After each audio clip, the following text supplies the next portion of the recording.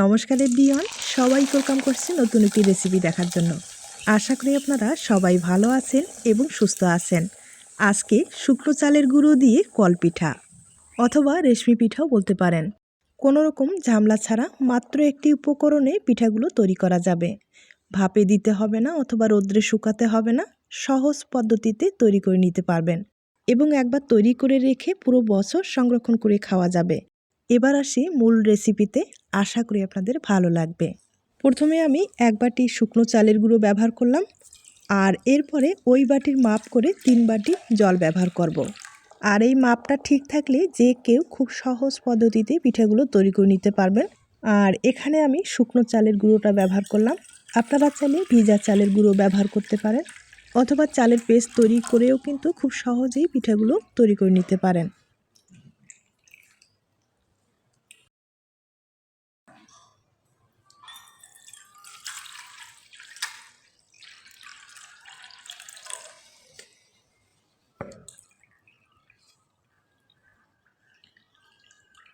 আমি এখানে বাটির মাপ করে 3 বাটি জল ব্যবহার করলাম। এবার খুব ভালোভাবে মিশিয়ে নিতে হবে। আমি সামান্য পরিমাণে অফ ক্যামেরায় একটু লবণ ব্যবহার করলাম। আপনারা কিন্তু প্রয়োজন অনুযায়ী লবণটা ব্যবহার করতে পারেন। আর এখানে কিন্তু কোনো রকম উপকরণ দেওয়ার দরকার হবে না। তবে হ্যাঁ, আপনারা যদি ঝাল পিঠা হিসেবে খেতে চান সেক্ষেত্রে কিন্তু মরিচের গুঁড়ো এবং গোলমরিচের গুঁড়োটা অ্যাড করতে পারেন, তাহলে খেতে ভালো লাগবে। আর যদি মিষ্টি পিঠা হিসেবে খেতে চান সেক্ষেত্রে কিন্তু ভেজে নেওয়ার পরেই আপনারা শিরাতে চিনির শিরা অথবা গুড়ের শিরা ব্যবহার করতে পারেন। পাত্রটা কিন্তু আমার অনেক ছোট হয়ে গিয়েছে, আমি একটা বড় পাত্রে ঢেলে নিব। আর এখন খুব ভালোভাবে মিশিয়ে নিতে হবে। আর কোনো রকম যেন দানা থাকে না, দানাটা থাকলে ডিজাইনটা তৈরি করতে সমস্যা হয়ে যাবে।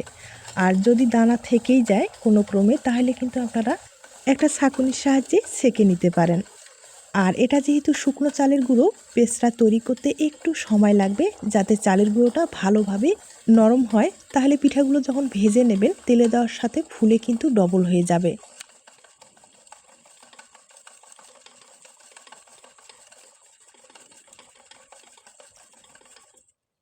চালের পেস্টটা আমি খুব ভালোভাবে তৈরি করে নিলাম।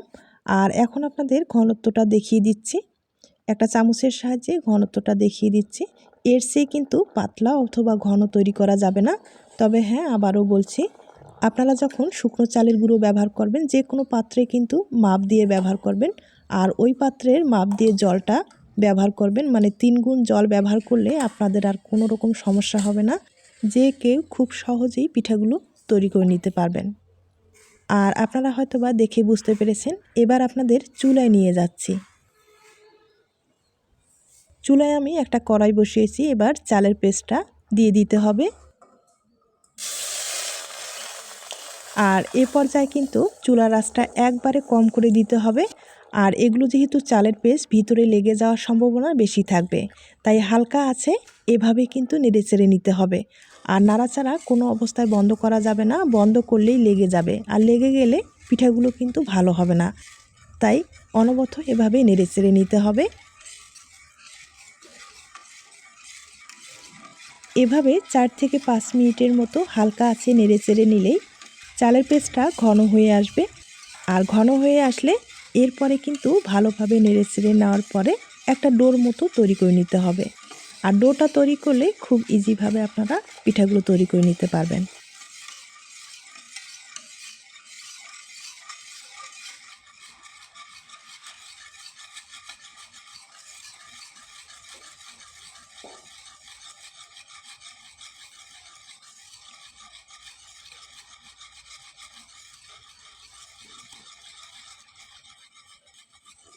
চালের পেস্টটা ঘন হয়ে আসছে আর ভিতরে কিন্তু লেগে যাচ্ছে, তাই হ্যান্ড উইচটা বাদ দিয়ে এখন কিন্তু একটা চামচের সাহায্যে খুব ভালোভাবে আমি নেড়েচেড়ে নিব আর একটা ডোর মতো তৈরি করে নেব।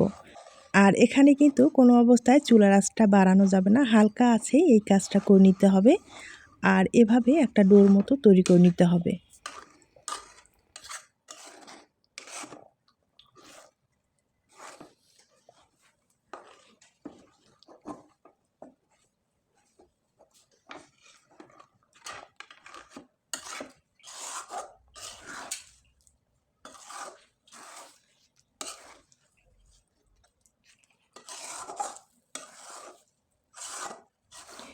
ডোটা যেন ভালোভাবে সিদ্ধ হয় সেদিকেও লক্ষ্য রাখতে হবে। আর ভিতরে যদি কাঁচায় থেকে যায় সেক্ষেত্রে যখন এই পিঠাগুলো আপনারা শুকাতে যাবেন তখন কিন্তু ফেটে যাওয়ার ভয়টা অনেক বেশি থাকবে। তাই ডোটাকে খুব ভালোভাবে সিদ্ধ করে নিতে হবে। আর ভালোভাবে সিদ্ধ হলে খুব ইজিভাবে পিঠাগুলো আপনারা তৈরি করে নিতে পারবেন।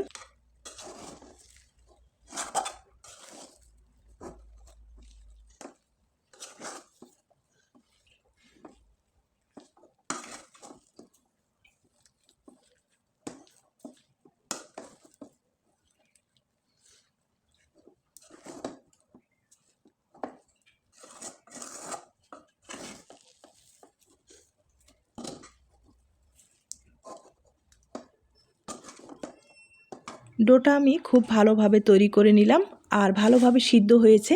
এবার একটা পাত্রে আমি ঢেলে নিব। আর ডোটা কিন্তু অনেক নরম হয়েছে। আর এরকম ডো নরম হলে খুব সহজেই আপনারা পিঠার ডিজাইনটা তৈরি করে নিতে পারেন। আমি হাতে হালকা করে একটু তেল লাগিয়ে ডোটাকে একটু সমান করে নেব। কোনো রকম মুথে নেওয়ার দরকার হবে না, এমনিতেই ডোটা অনেক সফট হয়েছে। আর এরকম ডো হলে খুব সহজেই পিঠাগুলো তৈরি করা যাবে।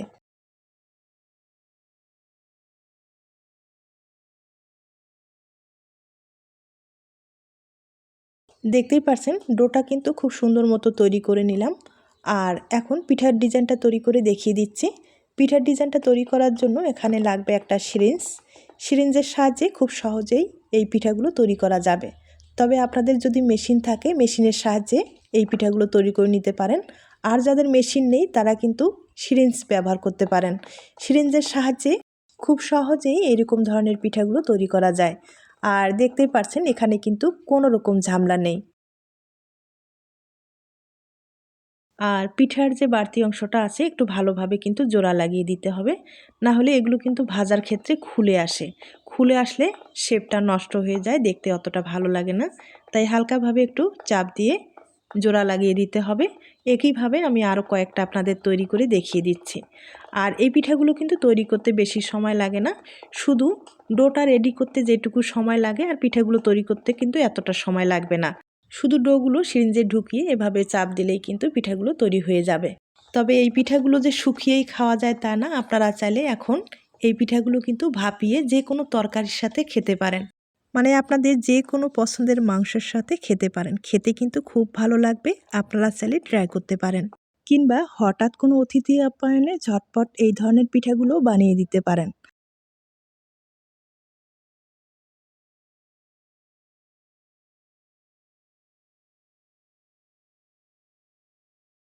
তবে এই পিঠাগুলো যখন তৈরি করবেন ডোটা একটু গরম অবস্থায় তৈরি করার চেষ্টা করবেন। আর ঠান্ডা হয়ে গেলে ডোটা কিন্তু একটু শক্ত হয়ে গেলে সিরিঞ্জ দিয়ে পিঠাগুলো তৈরি করতে একটু সমস্যা হয়ে যাবে, মানে একটু কষ্ট হয়ে যাবে। তার জন্য গরম অবস্থায় পিঠাগুলো তৈরি করলে অনেক সুবিধা হবে, কষ্টও হবে না এবং পিঠাগুলো খুব তাড়াতাড়ি হয়ে যাবে। আর দেখতেই পাচ্ছেন শুধুমাত্র একটা সিরিঞ্জ দিয়ে কত সুন্দর একটা পিঠা তৈরি করা যায়। আপনাদের হাতের কাছে সিরিঞ্জ না থাকলে যে কোনো ওষুধের দোকানে কিন্তু পেয়ে যেতে পারেন। আর এগুলো দামও বেশি না, 20 থেকে 30 টাকা হলে একটা বড় সিরিঞ্জ পেয়ে যেতে পারেন। আর সিরিঞ্জের কিন্তু যে ছিদ্রগুলো আছে সুই দিয়ে একটু ছিদ্র করলেই হয়ে যাবে।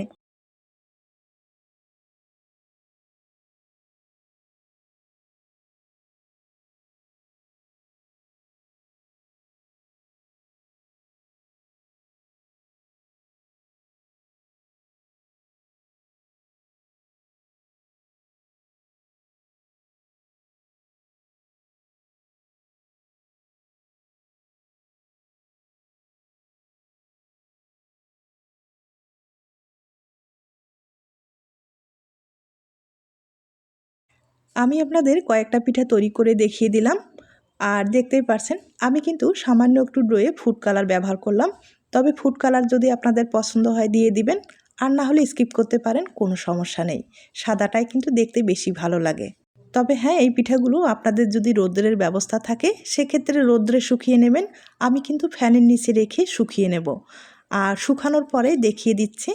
এগুলো যদি পুরো রাত্রে ফ্যানের নিচে এভাবে রেখে দেওয়া যায় তাহলে কিন্তু খুব সহজেই শুকিয়ে যায়, দেখতেই পারছেন। আমি রাত্রে এভাবে ফ্যানের নিচে রেখে দিয়েছিলাম আর এক রাত লেগেছে শুকাতে। দেখতেই পারছেন শুকানোর পরে কতটা সুন্দর হয়েছে।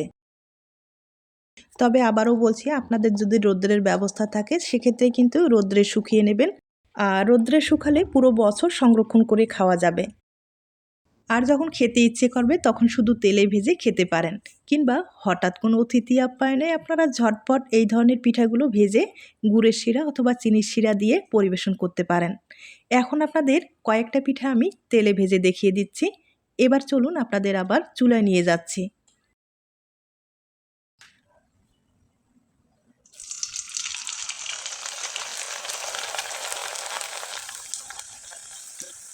এই পিঠাগুলো যেহেতু শুকনো, তাই ভাজতে বেশি সময় লাগে না। তেলে দেবেন আর তুলে নেবেন, তবে চুলার আঁচটা হালকা করে দিয়েই ভেজে নিতে হবে।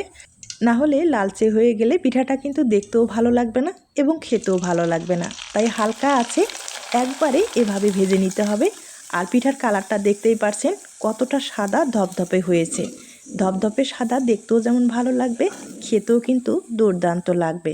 আমি আপনাদের কয়েকটা পিঠা ভেজে দেখিয়ে দিচ্ছি।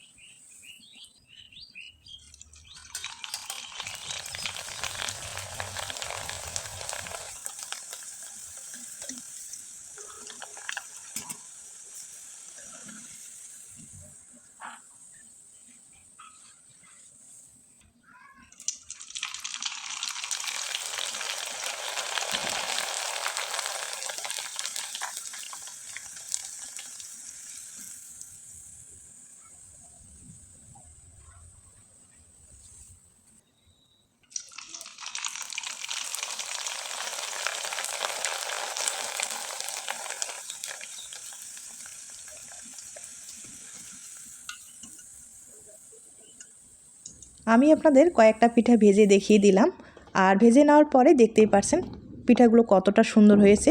আমি কিন্তু সামান্য পরিমাণে একটু চিনি ছড়িয়ে দেব, তাহলে পিঠাটা খেতে ভালো লাগবে। তবে আবারও বলবো, আপনারা যদি শিরাটা পছন্দ করেন সেক্ষেত্রে চিনির শিরা অথবা গুড়ের শিরা দিয়ে খেতে পারেন।